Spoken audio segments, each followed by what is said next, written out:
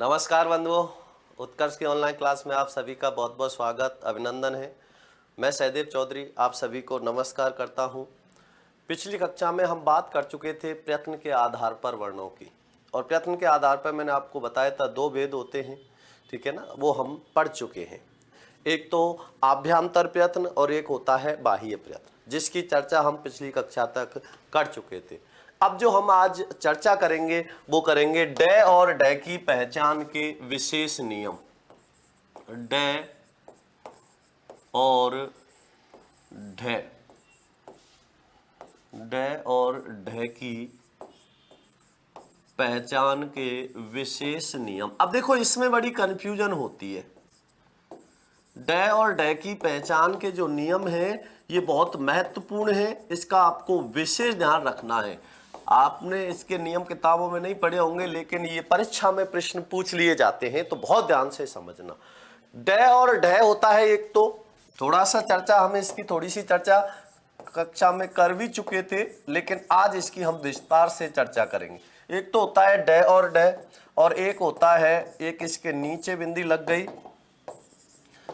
और एक इसके भी नीचे बिंदी लग गई। देखो, यदि ड और ड के नीचे बिंदी नहीं आई तब तो उनको बोलेंगे ड ढ, और इनके नीचे अगर बिंदी आ गई तो इनका उच्चारण भी बदल जाएगा और इनको कहेंगे अड अढ़, अड अढ़, तो उच्चारण भी बदल गया। अगर ड के नीचे बिंदी नहीं आ रही है तो इसके लिए डी प्रयोग होगा और इसके लिए डी एच प्रयोग होगा। अगर इनके नीचे बिंदी लग गई तो इसके लिए आर आएगा और इसके लिए आर एच आएगा। ये बात आपको विशेष ध्यान रखनी है। तो सबसे पहले हमने इसमें सबसे पहले जो जाना है वो क्या जाना है कि यदि ड और ड के नीचे बिंदी नहीं आ रही तो ड के लिए डी और ढ के लिए डी एच प्रयोग होगा। अगर इनके नीचे बिंदी आ गई तो ड के लिए आर और ढ के लिए आर एच प्रयोग होगा। ये बात आपको विशेष ध्यान रखनी है, जिसके लिए मैं आपको कुछ उदाहरण बता रहा हूं। जैसे मैंने यहां लिख दिया लाउड। अब इस लाउड के लिए हम अंग्रेजी रूप बनाएंगे तो कैसे बनाएंगे, LOUD। तो यहां पर इस डे के लिए क्या क्या आया, डी आया। लेकिन अगर हम इसको क्या लिख दें, जैसे कोई दूसरा रूप लिख दे, इसका अलग रूप ले ले। अलग रूप क्या ले ले, जैसे इसके लिए डे के लिए कोई शब्द ले लिया हमने। अब डे के लिए कोई शब्द ले लिया तो वहां पर आर आएगा, डे के लिए क्या आएगा, आर एच आएगा। जैसे मैंने आपको बताया था गढ़, तो गढ़ के लिए हम क्या लिखते हैं, GARH। अब इसमें बिंदी आ रही है इसके नीचे क्या आ रही है, बिंदी, तो इसके लिए हमने क्या प्रयोग किया, RH प्रयोग किया। तो अगर डे और डे के नीचे बिंदी नहीं आ रही तो उसके लिए डी और डी एच आएगा, और डे डे के नीचे बिंदी आ गई तो उसके उच्चारण में भी बदलाव हो जाएगा, अड़ और अढ़, और उसके लिए डी और डी एच ना आकर आर और आर एच आता है। यह बात भी आपको विशेष ध्यान रखनी। अब सबसे महत्वपूर्ण बात, कब इनके नीचे बिंदी आती है कब नहीं आती, यह बात और महत्वपूर्ण है कि डे और डे के नीचे आप कब बिंदी लगाओगे कब नहीं लगाओगे, कब इनके नीचे बिंदी आती है कब नहीं आती, ये बहुत बड़ी समस्या है। तो ये बात भी आपको आना बहुत आवश्यक है, ये बात भी आपको पता होना बहुत जरूरी है। तो इसको कैसे समझोगे, तो इसके हम विशेष नियम लिखेंगे। और डे की पहचान के विशेष नियम में सबसे जो पहला नियम है वो क्या है, ध्यान से समझना। नियम 1, यदि डे और डे का प्रयोग, यदि डे और डे का प्रयोग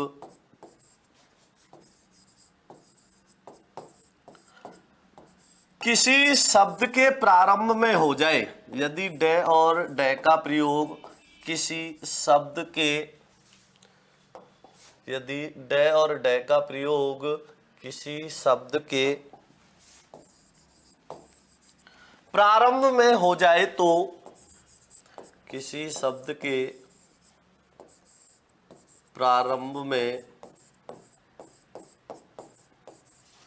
हो जाए तो, यदि डे और डे का प्रयोग कहां हो जाए, किसी शब्द के प्रारंभ में हो जाए तो इनके नीचे बिंदी नहीं लगती, हो जाए तो इनके नीचे, तो इनके नीचे बिंदी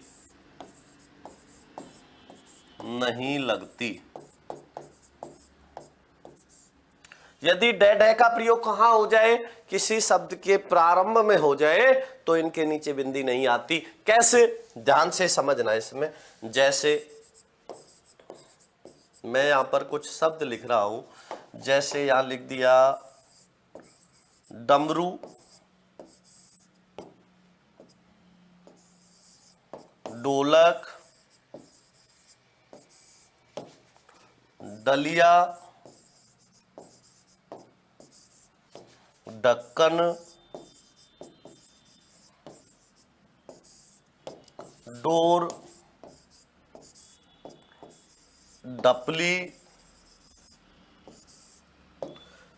अब देखिए इसमें मैंने जो भी शब्द लिखे हैं उनमें शब्दों में क्या आ रहा है, सबसे पहले डे या ढे आ रहा है। जब डे और ढे शब्द के प्रारंभ में आ रहा है तो इनमें प्रयुक्त डे डे के नीचे बिंदी आएगी क्या, नहीं आएगी। क्यों नहीं आएगी, क्योंकि इनका प्रयोग किसी शब्द के प्रारंभ में हो गया। तो यदि डे डे का प्रयोग किसी शब्द के प्रारंभ में हो जाए तो इनके नीचे बिंदी का प्रयोग नहीं किया जाता। तो इनमें कहीं भी इनके नीचे बिंदी आ रही है क्या, बिल्कुल नहीं आ रही। यहां कहीं भी हमने डे डे के नीचे बिंदी का प्रयोग किया है क्या, बिल्कुल नहीं किया। क्यों नहीं किया, क्योंकि ये शब्द के प्रारंभ में आ रहे हैं। जैसे हम लिखते हैं ना डाकिया, तो डाकिया में डे के नीचे बिंदी आती है क्या, नहीं आती। क्यों नहीं आती, क्योंकि ये शब्द के प्रारंभ में आ रहा है। तो डे का प्रयोग शब्द के प्रारंभ में हो गया, इसलिए इसके नीचे बिंदी का प्रयोग नहीं किया जाएगा। तो ये बात भी आपको विशेष ध्यान रखनी है। तो ये तो पहला नियम है जो आपको अच्छे से समझ में आ गया होगा। तो शब्द के प्रारंभ में डे डे आ जाए तो इनके नीचे बिंदी नहीं लगती, पहला नियम। अब जो बात करेंगे हम दूसरे नियम की बात करेंगे। नियम 2, और नियम दूसरा क्या कहता है, दूसरा नियम समझना। यदि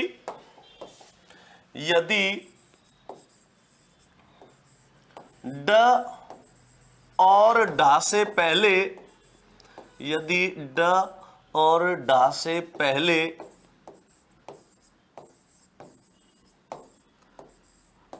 अनुस्वार आ जाए तो,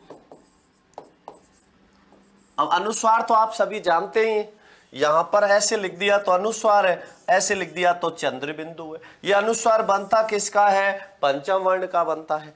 तो अनुस्वार आने पर डा और डा के नीचे बिंदी नहीं आएगी। अगर डा और डा से पहले अनुस्वार आ जाए तो इनके नीचे बिंदी नहीं आती। यदि चंद्र बिंदु आ जाए तो इनके नीचे बिंदी आ जाती है। तो देखिए यहां, यदि ड और डा से पहले अनुस्वार, तो मैं यहां अनुस्वार भी लिख देता हूं, आ जाए तो, अनुस्वार आ जाए तो इनके नीचे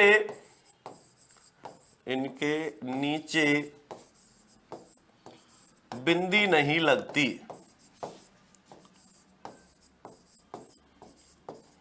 बिंदी नहीं लगती। यदि डे और डे से पहले क्या आ जाए, अनुस्वार आ जाए तो इनके नीचे क्या नहीं लगेगी, बिंदी नहीं लगेगी। तो अनुस्वार का चिन्ह ये होता है जिसे मैं लिख चुका हूं। तो देखो अनुस्वार आने पर तो इनके नीचे बिंदी नहीं आएगी, लेकिन चंद्र बिंदु आ जाए तो इनके नीचे बिंदी आ जाएगी। क्यों, क्योंकि देखिए अनुस्वार तो बनता है पंचम वर्ण का, और चंद्र बिंदु का जो नियम दिया है वो हिंदी ने ही दिया है। चंद्र बिंदु का जो नियम दिया है वो किसने दिया है, हिंदी ने दिया है। हिंदी में ही आया है ये नियम। जब ये नियम हिंदी में ही आया है तो जाहिर सी बात है जो चंद्र बिंदु से युक्त शब्द होगा वो हिंदी का होगा, और हिंदी के शब्दों में डे डे आते हैं तो उनके नीचे बिंदी का प्रयोग अवश्य किया जाता है। तो यहां पर ये बात आपको ध्यान रखनी है। जैसे हम लिखते हैं ना साण, तो साण में बिंदी आती है नहीं आती, बिल्कुल प्रयोग की जाती है। तो यहां आपको ये सारी बातें विशेष ध्यान रखनी है। तो देखिए इसके कुछ उदाहरण लिखते हैं अब। जैसे मैंने यहां लिखा पंडित, जैसे पंडित। अब इस पंडित में ड से पहले क्या आ रहा है, ड से पहले अनुस्वार आ रहा है। अब अनुस्वार आ रहा है तो क्या इसके नीचे बिंदी आएगी? क्या नहीं आएगी। क्यों नहीं आएगी? क्योंकि इससे पहले अनुस्वार आ रहा है। दूसरा समझो, पंडित, पंडा। अब इस पंडा में ड से पहले अनुस्वार आ रहा है तो इसके नीचे बिंदी आएगी? क्या नहीं आएगी। मैंने लिखा या खंड,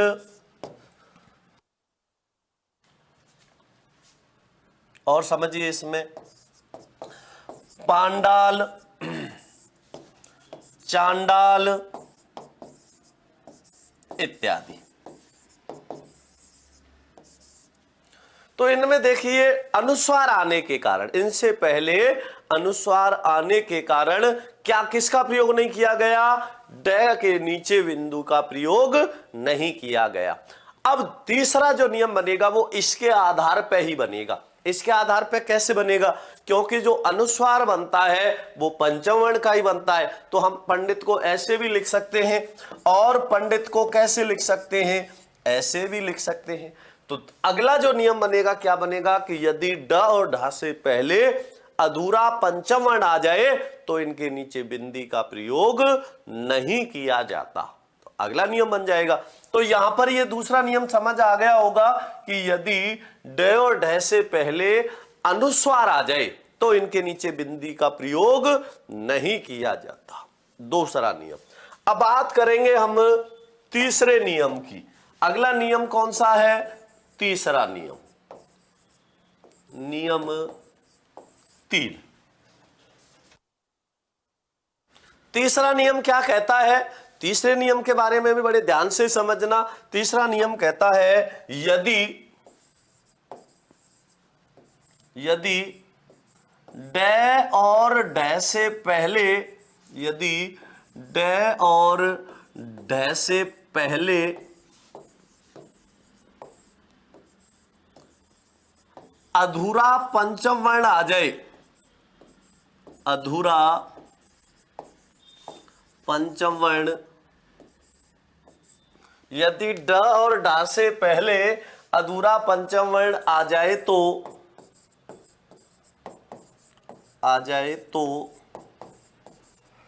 ड और ढ के नीचे या इनके नीचे आ जाए तो इनके नीचे बिंदी का प्रयोग नहीं किया जाता। बिंदी कह देते हैं इसको, बिंदु भी कह देते हैं। बिंदु या बिंदु का प्रयोग नहीं किया जाता। बिंदु का प्रयोग नहीं किया जाता। कब? जब इनसे पहले क्या आ जाए? अधूरा पंचम वर्ण आ जाए। तो ड और ड से पहले कहीं भी अधूरा पंचम वर्ण, मतलब कहने का क्या है, इसके तुरंत पहले तो अनुस्वार का पंचम वर्ण बनता है, तो पंचम वर्ण अनुस्वार का बन रहा है। इस कारण से पंचम वर्ण आने के कारण, अधूरा पंचम वर्ण आने के कारण इनके नीचे बिंदी नहीं लगती। अब उन्हीं को आप क्या बना दो? पंचम वर्ण से युक्त। जैसे मैंने लिखा था, पहले पंडित लिखा था अनुस्वार से युक्त, अब मैंने इसको कैसे लिख दिया? पंचम वर्ण से युक्त। तो पंचम वर्ण बनता किसका है? अनुस्वार का ही बनता है। तो हम पंडित को अनुस्वार से युक्त भी लिख सकते हैं और ऐसे भी लिख सकते हैं। तो पंडित, पंडा, खंड,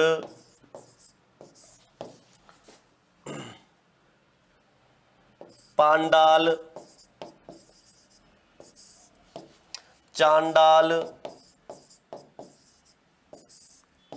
प्रकांड, कितने प्रकांड विद्वान है, प्रकांड इत्यादि। तो ये नियम क्या कह रहा है कि ये नियम कह रहा है ड से पहले अधूरा पंचम वर्ण आ जाए, तो इनसे पहले अधूरा पंचम वर्ण आ रहा है, नहीं आ रहा। अब ये बना किसका है? अनुस्वार का ही, क्योंकि पंचम वर्ण अनुस्वार का बनता है, तो अनुस्वार आ जाए, चाहे इनसे पहले अधूरा पंचम वर्ण आ जाए या इनका प्रयोग किसी शब्द के प्रारंभ में हो जाए, तो इनके नीचे बिंदी का प्रयोग नहीं किया जाता। कौन कितने नियम हो गए? 3 नियम।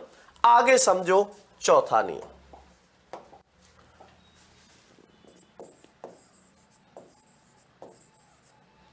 नियम 4। और चौथा नियम क्या कहता है? चौथा नियम कहता है कि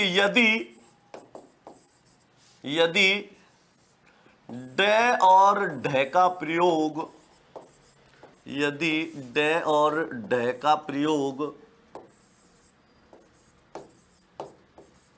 यदि ड और ढ का प्रयोग तत्सम या संस्कृत भाषा के शब्दों में, इसको तत्सम कह सकते हैं या इसी को क्या कह सकते हैं? संस्कृत भाषा के, या संस्कृत भाषा के शब्दों में हो जाए, तो तत्सम शब्द किसके होते हैं? संस्कृत भाषा के। यदि ड और ड का प्रयोग तत्सम या संस्कृत भाषा के शब्दों में, संस्कृत भी कह सकते हैं इसको, कि इसी को क्या कहते हैं? संस्कृत या तत्सम, संस्कृत भाषा के शब्दों में हो जाए तो इनके नीचे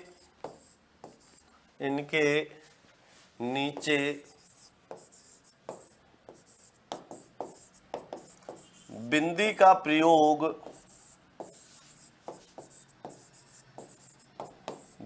का प्रयोग नहीं किया जाता। इनके नीचे बिंदी का प्रयोग नहीं किया जाता।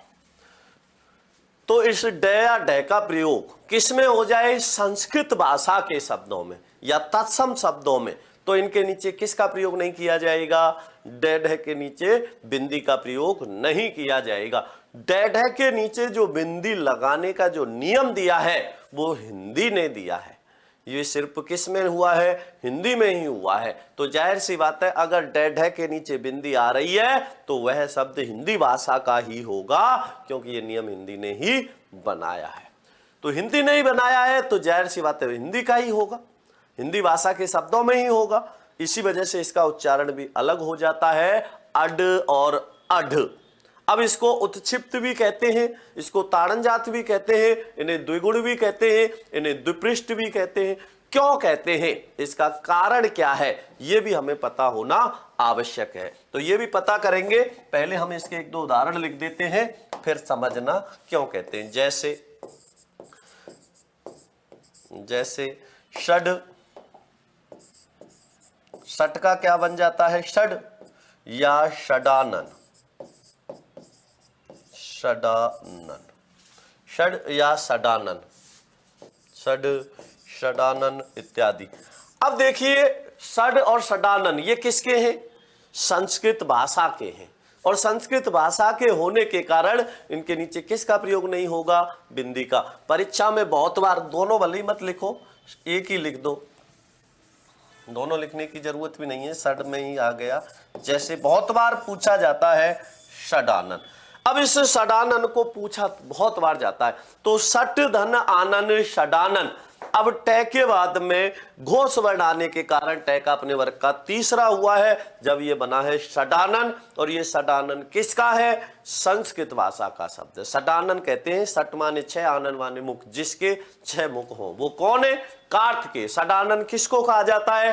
कार्तिकेय को कहा जाता है। तो इस वजह से अब ये षडानन किसका है? संस्कृत भाषा का शब्द। अब ये संस्कृत भाषा का है तो क्या इसके नीचे बिंदी आएगी? क्या नहीं आएगी। क्यों नहीं आ रही? क्योंकि ये तत्सम या संस्कृत भाषा का शब्द है। तो देखिए इसमें ड और ढ के नीचे अगर बिंदी लग जाती है तो इसको क्या कहते हैं, इसकी भी हमें आगे चर्चा करनी है, जिस पे विस्तार से बात करेंगे। अभी इसके नियम पढ़ लो। नियम 5वां और है जो आपको ध्यान रखना है। नियम 5, 5वां नियम क्या है? यदि ड और ड का प्रयोग, यदि ड और ड का प्रयोग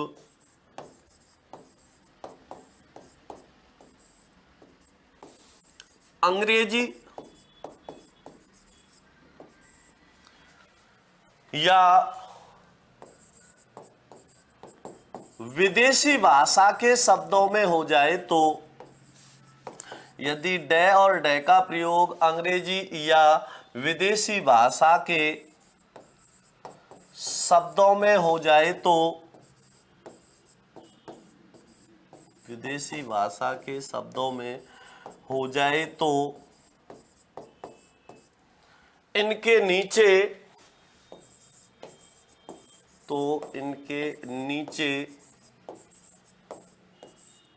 बिंदी नहीं लगती, तो इनके नीचे बिंदी नहीं लगती। तो इनका प्रयोग किस में हो जाए, या तो विदेशी भाषा के शब्दों में हो जाए या अंग्रेजी भाषा के शब्दों में हो जाए, तो इनके नीचे बिंदी नहीं लगती। कब लगेगी इनके नीचे बिंदी, जब हिंदी भाषा के शब्दों में इनका प्रयोग किया जा रहा हो। तो जैसे उदाहरण लिख रहा हूं मैं, ध्यान देना, जैसे मैंने यहां लिख दिया रोड, अब इस रोड में ड के नीचे बिंदी आएगी क्या, नहीं आएगी। अब आपके दिमाग में एक बात आ रही होगी कि हम कैसे पहचानेंगे सर कि ये अंग्रेजी भाषा का शब्द है या विदेशी भाषा का शब्द है या हिंदी भाषा का शब्द है। बहुत आसान है, बहुत आसान। कैसे, आप उनको अंग्रेजी रूपांतरण करके देखना, यदि डी और डी एच आया तो वो विदेशी है, अंग्रेजी भाषा का है, और आर या आर एच आया तो हिंदी भाषा का है। बहुत आसान है। तो जैसे मैंने लिखा road, loud, proud, crowd, sound, ground, ground इत्यादि। अब बताइए ये अंग्रेजी भाषा के नहीं है क्या, विदेशी भाषा के नहीं है क्या? तो अंग्रेजी भाषा है, विदेशी भाषा के हैं, इसलिए इनके नीचे बिंदी आएगी क्या, नहीं आएगी। क्यों नहीं आएगी? क्योंकि आप इन सब का अंग्रेजी रूपांतरण करके देखो। आप जब इन सब का अंग्रेजी रूपांतरण करोगे तो इन सब के लिए डी आएगा। जब डी आएगा तो जाहिर सी बात है ये हिंदी के तो हो नहीं सकते, अगर हिंदी के होते तो इनके लिए आर आता, लेकिन यहां डी आ रहा है, इसका मतलब ये हिंदी भाषा के ना होके विदेशी भाषा के हैं। तो जैसे रोड को हम कैसे लिखते हैं, आर ओ ए डी, तो डी आया। लाउड लिखते L O U D, D आया। मैंने कहा proud, P R O U D, day के लिए डी आया। यहां लिखा crowd, C R O U D, crowd हो गया। अंग्रेजी रूपांतरण देख लेना, थोड़ा सा मेरा हाथ तंग है अंग्रेजी में, तो क्राउड। इसी प्रकार sound S O U N D, day के लिए डी का प्रयोग हुआ, और ground G R O U N D, ground.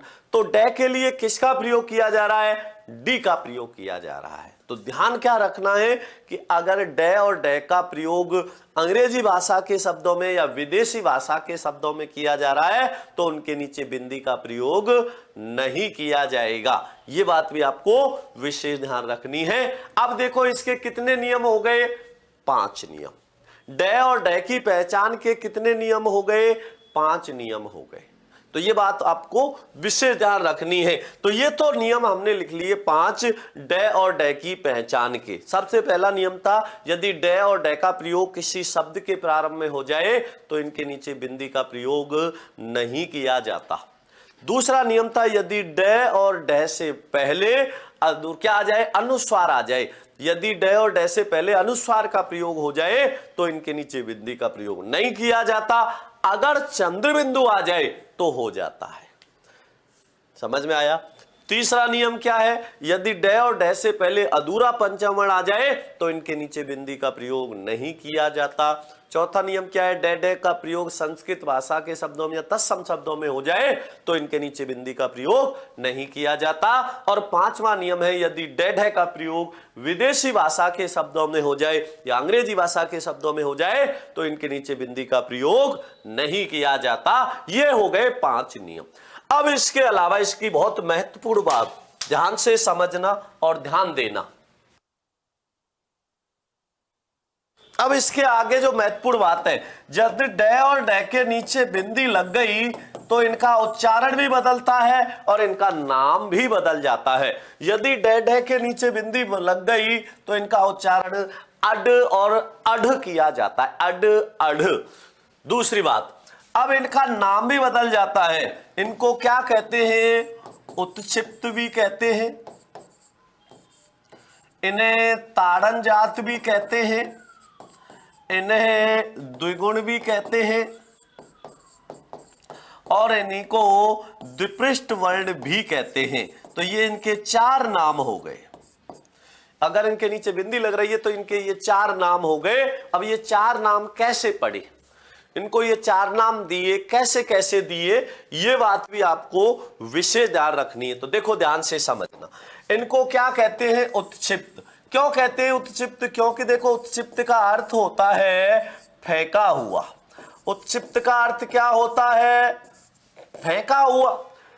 तो जब हम बोलते हैं ड ढ अढ़ अढ़ तो ऐसा लगता है जैसे जीवा इन्हें फेंक रही हो, ऐसा लगता है जैसे जीवा इन्हें फेंक रही हो। ऐसा महसूस होने के कारण जीवा ऐसा महसूस कराती है जैसे इन्हें फेंक रही हो, इसलिए इन्हें क्या कहते हैं, उत्क्षिप्त कहते हैं। क्योंकि उत्क्षिप्त का अर्थ ही क्या होता है, फेंका हुआ, इसलिए इनको उत्क्षिप्त कहते हैं। इन्हीं को क्या कहते हैं, ताड़न जात। इनको ताड़न जात क्यों कहते हैं, ताड़न माने होता है निकालना या भगाना।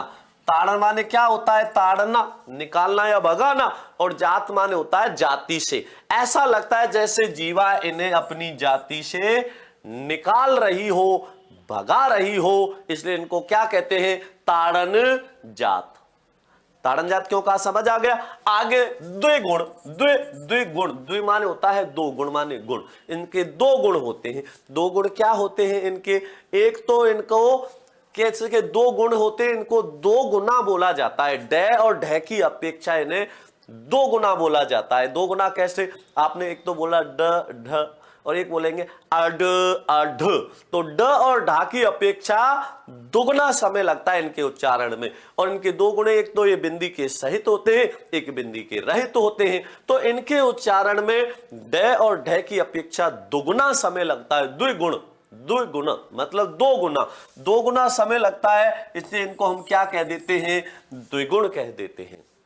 इन्हीं को क्या कहा जाता है, द्विपृष्ठ वर्ण भी कहा जाता है। अब इनको द्विपृष्ठ क्यों कहते हैं, क्योंकि देखो मैं पहले कह चुका हूं, किसी भी चीज का कोई नाम होता है तो उसका कोई ना कोई कारण होता है। बिना कारण के कोई काम नहीं होता, बिना कारण के कोई चीज नहीं होती। अब इसको द्विपृष्ठ कहते हैं। तो क्यों कहते हैं, जब हम बोलते हैं अड अढ़, तो जब इसको बोलते हैं तो जीवा ऐसे घूम जाती है, और जब जीवा ऐसे घूम के बोलेंगे तो इसको कैसे बोलते हैं, अड अढ़, तो जीवा ऐसे फेंकती है, तो ये ऐसे होती है जीवा। और जब इसको बोलते हैं तो जीवा ऐसे घूम जाती है, तो इसके कितने पृष्ठ हो गए, 2। ऐसे थी, ऐसे हो गई तो 2 पृष्ठ हो गए, नहीं हो गए, 2 पृष्ठ हो गए, तो इनको हम क्या कह देते हैं, द्विपृष्ठ भी कह देते हैं। कितने नाम हो गए इनके, 4 नाम। कौन कौन से, उत्क्षिप्त, ताड़नजात, द्विगुण, द्विपृष्ठ। कब, जब इनके नीचे बिंदी आएगी तब इनको ये नाम दिए जाएंगे। अगर इनके नीचे बिंदी नहीं आई तो इनको ड ढ कहा जाएगा सीधे अर्थ में। तो ये बात भी आपको अच्छे से समझ आ गई होगी। यहां तक बात करी हमने अभी किसकी, ड और ढ की पहचान के विशेष नियम की। यहां से प्रश्न आपसे पूछ ले तो ये 5 नियम आपके दिमाग में रहने चाहिए, 5 नियम आपको ध्यान रखने। अब आगे हम जो बात करेंगे वो करेंगे र के रूप की। अब हम जो बात करेंगे वो किसकी करेंगे, र के रूप की बात करेंगे। अब देखो र के रूप आपको विशेष ध्यान रखने हैं, ये आपको बहुत महत्वपूर्ण है, आना बहुत जरूरी है इनका। तो देखिए एक बात समझना ध्यान से, हालांकि रह के रूप होते हैं वो कितने होते हैं? 3, लेकिन प्रयोग में कितने आते हैं? 4। तो अगर आपसे पूछ ले कि प्रयोग के आधार पर रह के कितने रूप होते हैं, तो रह के रूप होते हैं 4। 4 प्रकार से रह के रूप प्रयोग किए जाते हैं। अब वो 4 प्रकार से कैसे किए जाते हैं, बड़े ध्यान से समझना। तो 4 रूप कौन कौन से होते हैं, ध्यान से देखना, इसको ध्यान से समझना। 1, 2, 3 और 4। तो देखिए 4 जो रूप होते हैं वो कौन कौन से होते हैं? एक तो रह होता है ये, एक रह कौन सा होता है? यह, एक होता है यह, एक ये। तो रह के कितने रूप हो गए? 4 रूप हो गए। 4 रूप कैसे कैसे हुए वो मैं चारों रूप लिख चुका हूं। अब इसमें एक बात जो आपको विशेष ध्यान से समझनी है, एक बात जिसका आपको विशेष ध्यान रखना है, वो क्या है उसको ध्यान से समझना। अब देखिए ये रूप तो हमने लिख दिए 4। अब इन 4 रूपों में से एकमात्र यही रह ऐसा होता है जो अधूरा होता है। बाकी के तीनों रह कैसे होते हैं? ये भी पूरा है, ये भी पूरा है, ये भी पूरा है, लेकिन ये अधूरा होता है।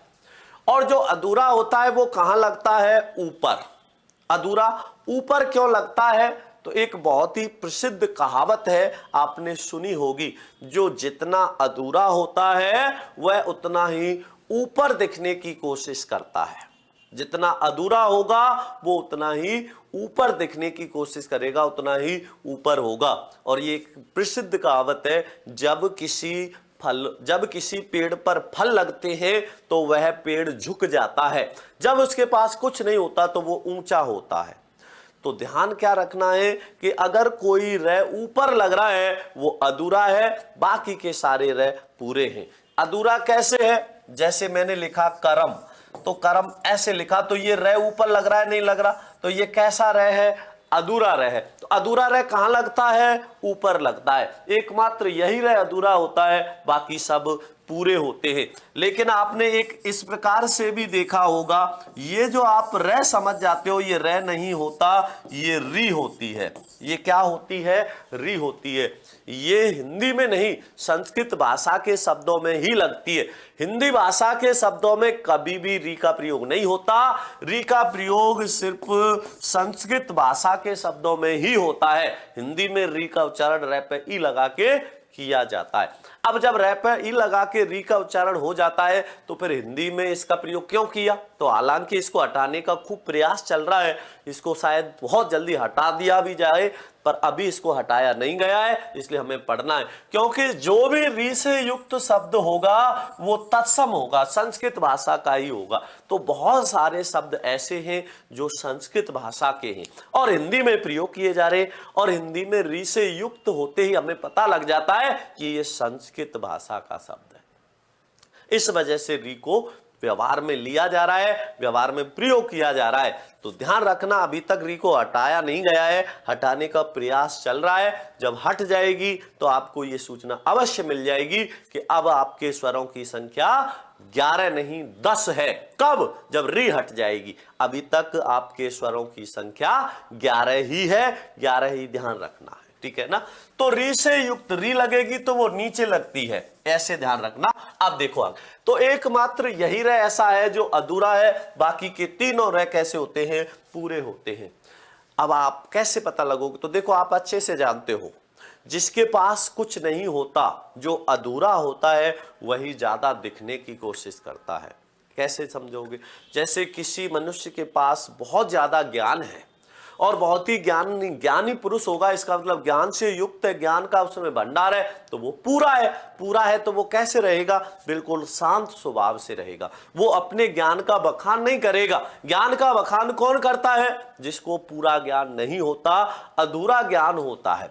क्योंकि ज्ञानी पुरुष को तो इंसान, आप हो कोई भी हो, आराम से पहचान लेता है, हाँ इसमें ज्ञान है, इसमें दम है। और जिसमें दम नहीं होगी तो वो क्या करेगा, अपने मुंह से ही बड़ाई मारेगा, मैं ये है, मैंने यहां पढ़ाया, मैं ये हूं, मैं वो हूं, मैंने ये कर रखा, मैंने ऐसे है वैसे है, बहुत सारी बातों का बखान करेगा।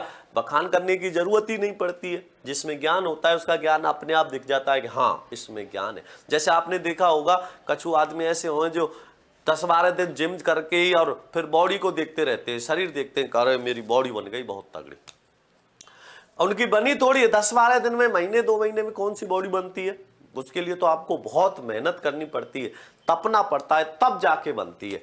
और जो रखी बन जाती है फिर उसको देखने की जरूरत नहीं, बहुत सरल और शांत स्वभाव से रहता है। जैसे मुझ जैसा कोई सूखा आदमी 10-20 दिन 1-2 महीने जिम कर ले तो फिर क्या करेगा, हर किसी से लड़ता झगड़ता घूमेगा। आपने देखा होगा जो लड़ते झगड़ते घूमते हैं वो ज्यादातर कौन होते हैं, जो 20 दिन, महीने 2 महीने 3 महीने जिम कर ली होती है जिनने, और उनको क्या हो जाता है, उनको घमंड हो जाता है। उनको ऐसा लगता है कि हाँ हम तो अब हो गए सबसे बड़े पहलवान, हमसे ज्यादा कोई नहीं है, और हर किसी से लड़ते झगड़ते रहते हैं। लेकिन जो सच में जिसमें ताकत होती है, बहुत ज्यादा ताकतवर जो इंसान होता है वो कभी किसी से झगड़ता नहीं, बहुत ही सिद्धांत से और बहुत ही सरल स्वभाव से रहता है, क्योंकि वो पूरा हो गया, उसमें क्या हो गई, ज्ञान खूब हो गई, तो वो फिर उस ज्ञान का सदुपयोग करता है, दुरुपयोग नहीं करता। फिर वो किसी से झगड़ता नहीं। झगड़ता कौन है, जो अधूरे होते हैं, जिनमें कम ताकत होती है, जो अधूरे ताकत वाले होते हैं। अधिकांशतः आपने देखा होगा जो सूखा सा होता है वो सबसे लड़ता झगड़ता रहता है,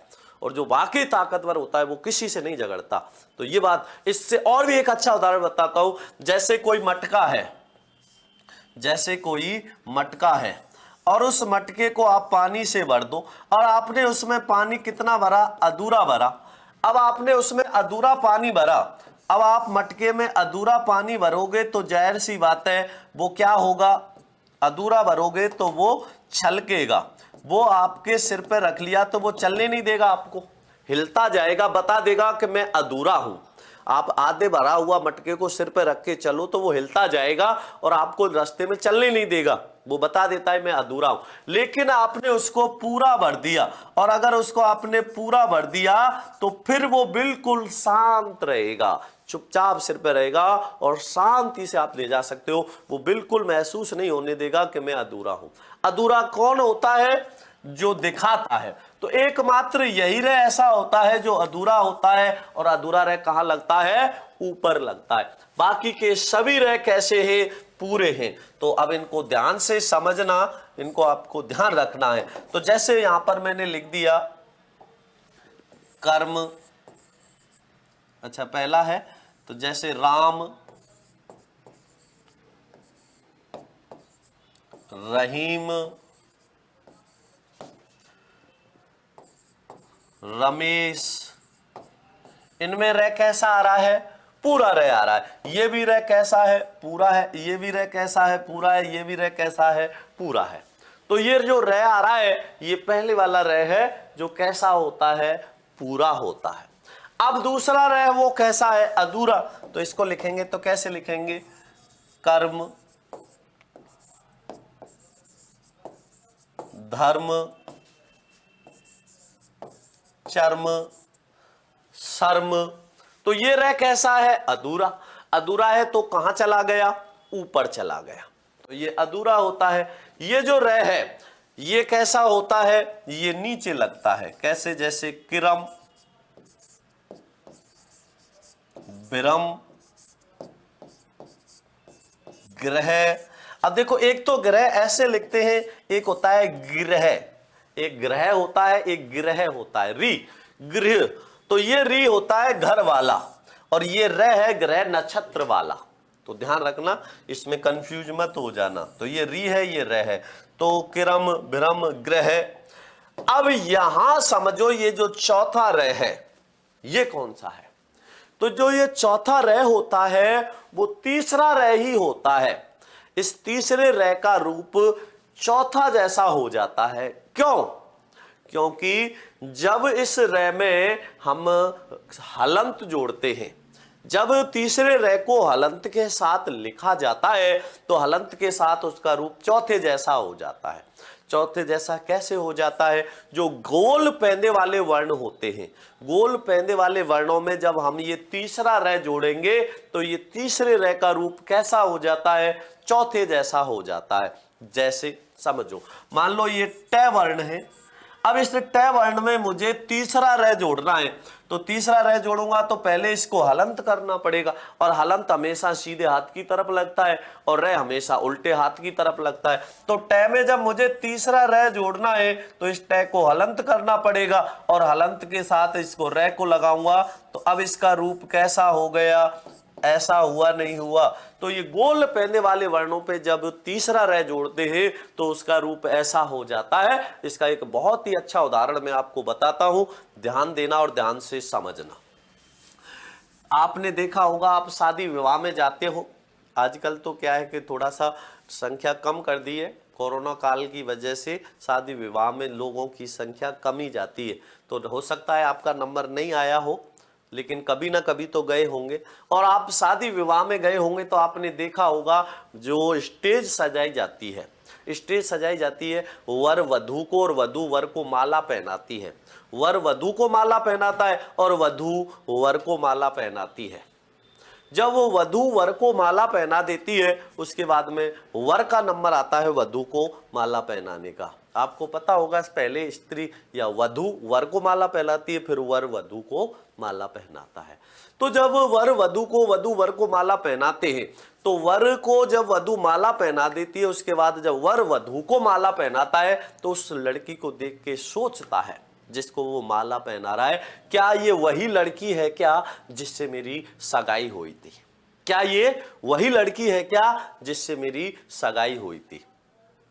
तो वो अचंभे में पड़ जाता है और वो सोचता है कि ये वो लड़की तो मुझे नहीं लग रही जिससे मेरी सगाई हुई थी, लेकिन फिर भी पहना देता है। क्यों पहना देता है? कि वो सोच लेता है कि कोई बात नहीं, वो नहीं है तो उससे तो सुंदर ही है, और पहना देता है। क्या वो लड़की बदली है क्या? नहीं, लड़की तो वही है, बस उसका क्या बदल गया? रूप बदल गया। ब्यूटी पार्लर पे जाके वो चेहरे की पता नहीं ऐसा क्या करवा के आ गई, पता नहीं क्या क्या चेहरे पे लगवा लिया और उसका रूप ही बदल गया।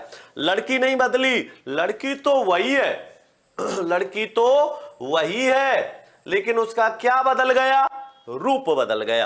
ब्यूटी पार्लर पे जाके उसने रूप को बदलवा लिया, लड़की तो नहीं बदली थी। बदला क्या था? रूप बदला था। तो यहां पर रे थोड़ी बदला है, रे का रूप बदल गया हलंत के साथ जुड़ के। जैसे वो ब्यूटी पार्लर पे जाके चेहरे पे क्या करवाया है? कायाकल्प करवा लिया उसने और उसका रूप बदल गया, लड़की नहीं बदली। वैसे ही यहां पर ये हलंत के साथ जुड़ के इसका रूप बदला है, रे नहीं बदला, रे तो यही है। इस वजह से आपको ध्यान रखना है, तो यहां पर सिर्फ रूप बदलता है, रे का बदलाव नहीं हुआ। तो इसको कैसे लिखेंगे? अब ये किस पे लगाया जाएगा? गोल पैंदे वाले वर्ड। गोल पैंदे कैसे? जिनके नीचे पैंदा जो गोल होता है ऐसे। तो जैसे ये ट्रक है, इसी प्रकार जैसे ड्रम है, ट्रक है, ड्रम है, राष्ट्र है। ये गोल पैंदे वाले वर्णों में जब रे जोड़ा जाता है तो हलंत के साथ जोड़ा जाता है। जैसे हमने ये कै में लगाया था रे, तो कै को हलंत किया, इसमें से रे निकला, और आगे क्या रे को भी हलंत किया तो ए निकला, और बाद में आया मैं में से भी ए, ऐसे लिख दिया। तो इस कै में जब ये रे जोड़ेंगे तो इसके लिए तो खड़ी पाई है नहीं है, जब इसके लिए खड़ी पाई आ रही है तो इस खड़ी पाई में रे जोड़ दिया हमने। लेकिन ये ट है, ठ है, ड है, ढ है, अब इनमें खड़ी पाई कहां है क्या? नहीं, यहां पर ये आ गया, इसके लिए गोल पैंदा है, इसके लिए भी गोल पैंदा आ रहा है, इसके लिए भी गोल पैंदा है, और इसके लिए भी गोल पैंदा है। तो इनमें गोल पैंदा होने के कारण, ये गोल पैंदे वाले वर्ण होने के कारण जब इनमें रे जोड़ते हैं तो इनको हलंत के साथ में रे जोड़ा जाता है। किसके साथ रे जोड़ा जाता है? हलंत के साथ रे जोड़ा जाता है। इसलिए इस तीसरे रे का रूप चौथे जैसा हो जाता है, जिसका कारण मैं आपको समझा चुका हूं, जिसका आपको विशेष ध्यान रखना है।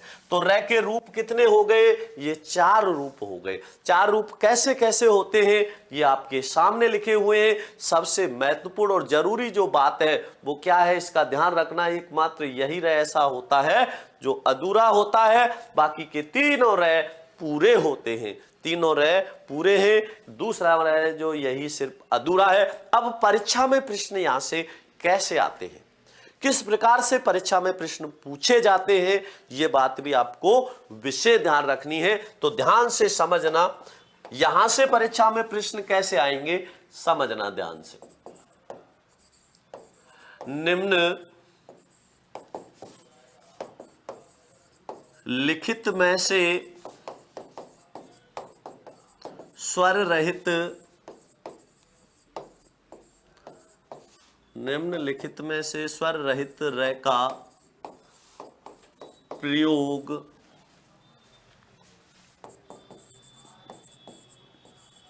किस शब्द में हुआ है? निम्नलिखित में से स्वर रहित र का प्रयोग किस शब्द में हुआ है? देखिए, विकल्प पहला जैसे मैंने लिखा गिरह, विकल्प दूसरा ग्रह, विकल्प तीसरा अंतर्देशीय और विकल्प चौथा अंतर्देशीय। ये विकल्प आपको दे दिए और आपसे पूछ लिया कि निम्नलिखित में से स्वर रहित र का प्रयोग किस शब्द में हुआ है। अब आप इसका क्या उत्तर दोगे? यहां पर आपसे प्रश्न पूछ लिया सीधा सीधा, तो अब आप इसका उत्तर क्या दोगे, ये बात आपको बहुत ध्यान रखनी है। तो देखो, सबसे पहले तो यहां पर ये र नहीं, ये क्या है, री है। ये क्या है, र नहीं री है। यहां पर र है तो यहां पर ग तो कैसा है, अधूरा, र कैसा आ रहा है, पूरा, तो यहां तो र पूरा आ रहा है। यहां पर देखिए, यहां पर द में क्या जुड़ा हुआ है, र, और यहां पर र कैसा आ रहा है, अधूरा आ रहा है। अधूरा र है इसीलिए वो ऊपर गया है, क्योंकि अधूरा र जो होता है वो कहां लगता है, ऊपर लगता है। इसका मतलब ये कैसा है, अधूरा, और ये र कैसा है, ये र पूरा है। तो एकमात्र यही र ऐसा है जो अधूरा है और कहां जा रहा है, ऊपर, ऊपर लगा हुआ है। तो स्वर रहित र। अब सबसे महत्वपूर्ण बात यह भी ध्यान रखनी है कि इनमें कौन सा सही है, क्या ये अंतर्देशीय सही है या ये सही है, ये बात भी बहुत महत्वपूर्ण है। तो ध्यान रखना, अंतर्देशीय दोनों सही है। ये भी शुद्ध है, ये भी शुद्ध है, ये भी शुद्ध है, ये भी शुद्ध है। अब ध्यान से समझना, इनका अर्थ बहुत कंफ्यूज करता है।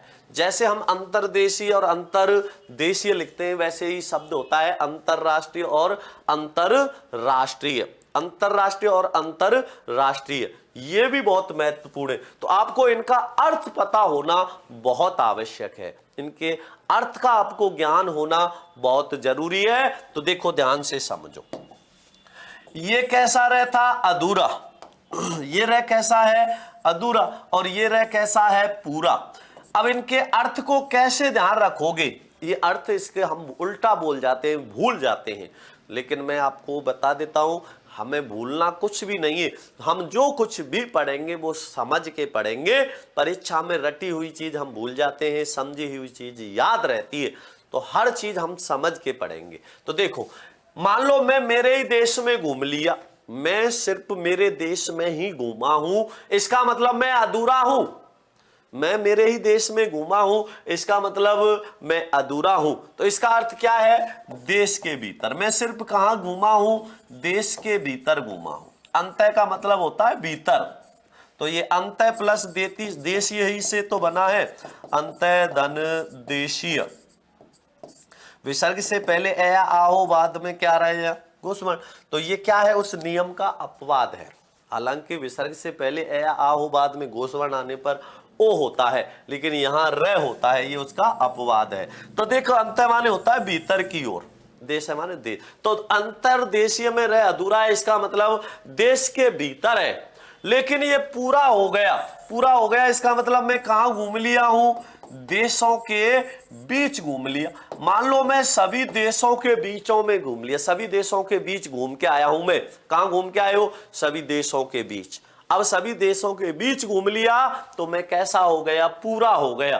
पूरा रह नहीं है क्या, पूरा है इसका मतलब देशों के बीच है, और अधूरा है इसका मतलब देश के ही भीतर है। तो अधूरे का अर्थ होता है देश के भीतर और पूरे का अर्थ होता है देशों के बीच। जैसे ये है, इसी आधार पर एक होता है अंतरराष्ट्रीय, अंतरराष्ट्रीय,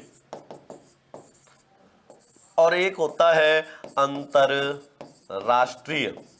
इसका भी आपको विशेष ध्यान रखना है।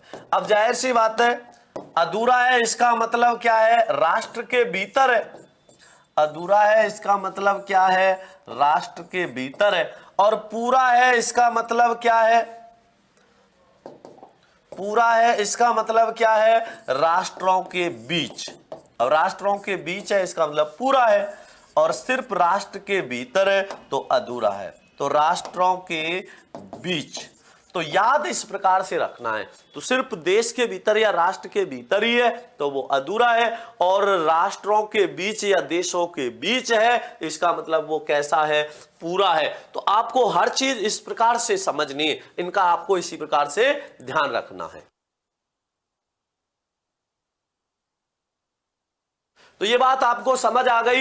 एक तो इस प्रकार से परीक्षा में प्रश्न पूछ लिए जाते हैं यहां से, और मैं पहले कह चुका था कि परीक्षा में प्रश्न कैसे पूछे जाते हैं ये भी चर्चा हम साथ के साथ अवश्य करेंगे। ये चीज भी हमें पता होना बहुत जरूरी है। कोई भी चीज आप पढ़ रहे हो बस उसको पढ़ते रहो पढ़ते रहो, और हमें यही नहीं पता परीक्षा में यहां से प्रश्न कैसे पूछे जाते हैं, किस प्रकार के प्रश्न आते हैं, तो हमारा वो पढ़ना निरर्थक होता है, व्यर्थ होता है। अब हम आगे जो बात करेंगे, अगला जो प्रश्न पूछा जाता है वो कैसे पूछा जाता है ये भी ध्यान रखो। बहुत ही सरल प्रश्न होता है लेकिन हम अधूरे ज्ञान की वजह से उसे गलत कर देते हैं। तो एक बहुत ही सरल प्रश्न लिख रहा हूं, देखो।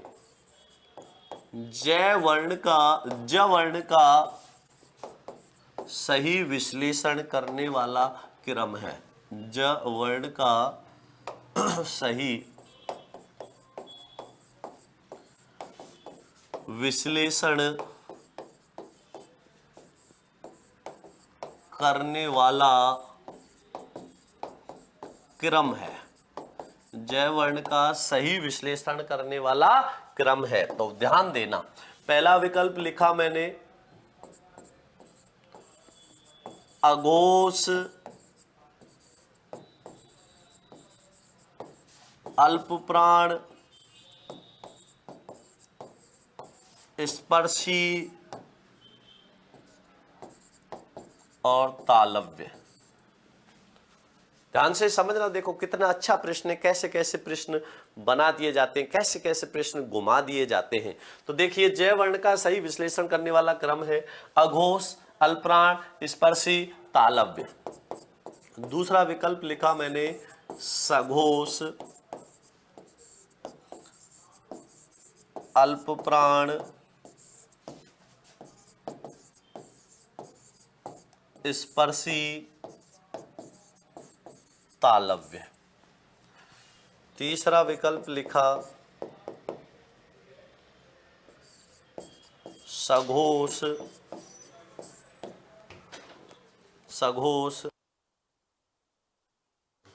महाप्राण,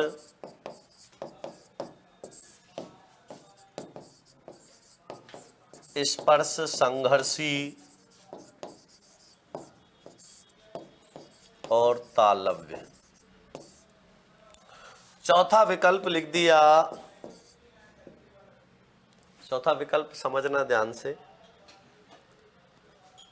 अब जय है, सघोष है, यहां लिख दिया अघोष,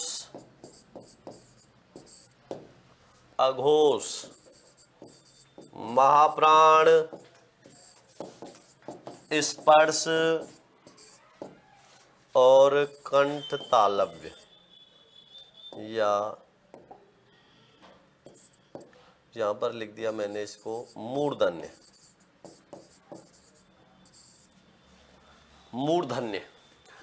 अब ये प्रश्न आपसे पूछ लिया, देखो बहुत ही अच्छा प्रश्न है। अब इस प्रश्न को आपसे घुमा के पूछ लेता है वो। अब इसमें आपको विकल्प चारों आते होंगे तो ही उत्तर दे पाओगे। अगर ये चारों बातें आपको आती हैं, आपको अघोष सघोष आते हैं नहीं आते, आपको अल्पप्राण महाप्राण आते नहीं आते, आपको उच्चारण स्थान आते नहीं आते, आपको इनका वर्गीकरण आता है नहीं आता, इनमें से कोई भी एक चीज आपको नहीं आती तो प्रश्न गलत होगा। आपने कहावत सुनी होगी, या तो तैरना आए ही नहीं, या फिर ऐसा आए कि कितना भी लंबा तैरना पड़ जाए पार निकल जाए। तो आदमी या कोई इंसान हो या कोई भी हो, किसी को हराता है तो कौन हराता है? अधूरा ज्ञान। अधूरा ज्ञान हमेशा मारता है, क्योंकि अधूरे ज्ञान की वजह से आप किसी चीज को छोड़ भी नहीं पाते और उसको कर भी नहीं पाते, और कर देते हैं तो गलत हो जाता है। या तो किसी चीज का ज्ञान हो ही नहीं, हो तो ऐसा हो कि वहां पर गलती होने की संभावना ही नहीं रहे, या तो तैरना आए ही नहीं जिससे हम उस पानी के आसपास ही नहीं जाएंगे, और तैरना आता है तो ऐसा आता हो कि अधूरे में ना रहे, उसको पार करके ही हम सांस लें। तो ये बात आपको ध्यान रखनी है। तो वही चीज यहां लागू होती है, वही चीज यहां लागू होगी। तो देखो आप, जय जो वर्ण है वो वर्ग का तीसरा होता है, चय वर्ग का तीसरा, चय छय ज तीसरा है। अब इसमें जो अघोष वर्ण होते हैं वो कौन कौन से होते हैं? प्रत्येक वर्ग का पहला, दूसरा और तीनों से क्या कहलाते हैं? अघोष कहलाते हैं। तो पहला, दूसरा और तीनों से अघोष कहलाते हैं। तो अघोष तो नहीं है। अल्प प्राण कौन से हैं? प्रत्येक वर्ग का पहला, तीसरा, पांचवा, प्रत्येक वर्ग का पहला, तीसरा, पांचवा। सघोष, इसमें हमने महाप्राण नहीं अल्प प्राण लिखना है। सघोष, अल्प प्राण, सघोष, अल्प प्राण, हाँ बिल्कुल। देखो आगे, अब यहां समझना, अल्प प्राण होते नहीं होते? अल्प प्राण होते हैं। अल्प प्राण में कौन कौन से आते हैं? प्रत्येक वर्ग का पहला, तीसरा, पांचवा, यर, लैव और सभी स्वर। तो तीसरा है ये, तो अल्प प्राण तो सही है। अब ये स्पर्शी है या स्पर्श है? स्पर्शी कौन से होते हैं? कवर्ग, टवर्ग, तवर्ग, पवर्ग के प्रारंभ के चारों वर्ण, चय छय जय जय और पंचम वर्ण इसमें नहीं आते, तो ये स्पर्शी भी नहीं होता और तालव्य होता है, ये तो ठीक है। चलो आगे समझो। सघोष होता है नहीं होता? बिल्कुल होता है सघोष। सघोष कौन से होते हैं? प्रत्येक वर्ग का तीसरा, चौथा, पांचवा, ये र लैव है और सभी स्वर। तो यहां पर ये सघोष है। अल्प प्राण भी होते नहीं होते? बिल्कुल होते हैं अल्प प्राण। प्रत्येक वर्ग का पहला, तीसरा, पांचवा, ये र लैव और सभी स्वर, ये ठीक है। अब यहां बात आएगी स्पर्शी की, तो स्पर्शी तो नहीं होते। स्पर्शी कौन कौन से होते हैं? कै, खे, गे, घे, टे, ठे, डे, ढे, तै, थे, दे, दे, पै, फै, बै, भै, ये होते हैं 16 वर्ण स्पर्शी। स्पर्श में आते हैं 25, का से लेके मां तक 25 स्पर्श में आते हैं, तो ये भी नहीं है, तालव्य है। आगे अब देखिए, यहां सघोष होता है नहीं होता? बिल्कुल होता है सघोष। अल्प प्राण होता है नहीं होता? बिल्कुल होता है अल्प प्राण। अब स्पर्श संघर्षी होते नहीं होते?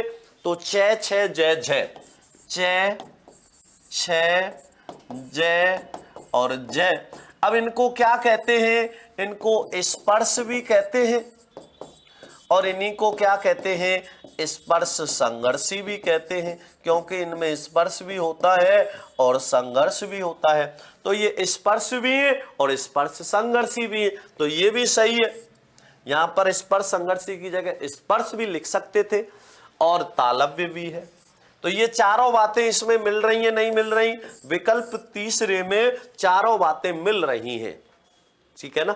अब चौथा विकल्प देखो, अघोष नहीं होता, माप्राण नहीं होता, स्पर्श होता है और मूर्धन्य नहीं होता। इसलिए इसका उत्तर क्या होगा? विकल्प तीसरा जो ये है, यही इसका क्या होगा? उत्तर होगा। तो ये बात आपको अच्छे से समझ आ गई होगी। यहां तक आपको किसी प्रकार का कोई कंफ्यूजन नहीं होगा, इस बात का आपको विशेष ध्यान रखना है। तो इतना छोटा सा प्रश्न पूछ के आपको संपूर्ण किसमें, संपूर्ण वर्ण विचार में घुमा देता है। तो एक प्रश्न जानने के लिए, एक छोटी सी बात समझने के लिए आपको सारी बातें आना बहुत आवश्यक है। ये सब बातें भी आपको पता होना बहुत जरूरी है।